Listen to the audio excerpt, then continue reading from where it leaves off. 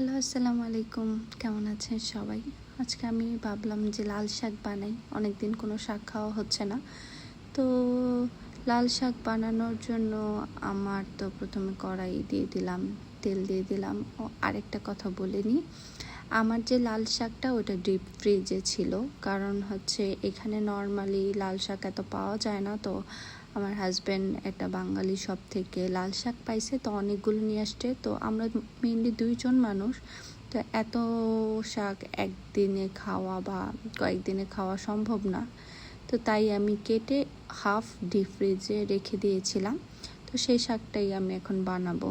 তো ওই তেলের মধ্যে আর কি এখানে শুকনো মরিচ দিয়ে দিয়েছি, পেঁয়াজ দিয়েছি, বেশি করে রসুন দিয়ে দিয়েছি, আর সামান্য 5 ফোড়ন দিয়েছি একটু গ্রান আসার জন্য।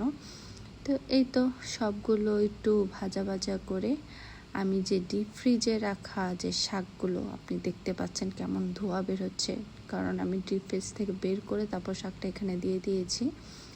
তো এই তো শাকটা সিদ্ধ হওয়া পর্যন্ত আমি ওয়েট করব। ও সামান্য আমি লবণও দিয়ে দিচ্ছি। লবণ ছাড়া তো কোনো খাবারই মজা হবে না।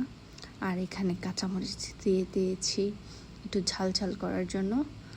এই তো ভালো করে সিদ্ধ হয়ে যাওয়ার পর্যন্ত আমি এই শাকটা চুলায় রাখবো এবং নাড়ানাড়ি করব যে পর্যন্ত শাকটা না হবে। তো আমি ঢাকনা দিয়েও ঢেকে রাখছি, আর একটু পরপর চেক করতেছি যে শাকটা সিদ্ধ হয়েছে নাকি।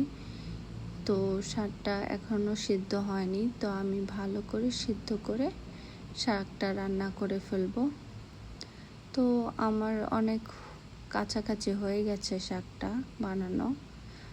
এই যে দেখতে পাচ্ছেন কত সুন্দর হয়েছে শাকটা, কিন্তু লাল শাকটা বেশি একটা লাল ছিল না, তো আমার এই জিনিসটা ভালো লাগেনি। তো এখন এখানে আছে যেহেতু এসব শাকই খাওয়া লাগবে, কিছু করার নাই। আর এই তো আমার লাল শাক হয়ে গিয়েছে, আর ভালোই হয়েছে, খারাপ হয়নি। আজকে এই পর্যন্তই। সবাই ভালো থাকবেন। আল্লাহ।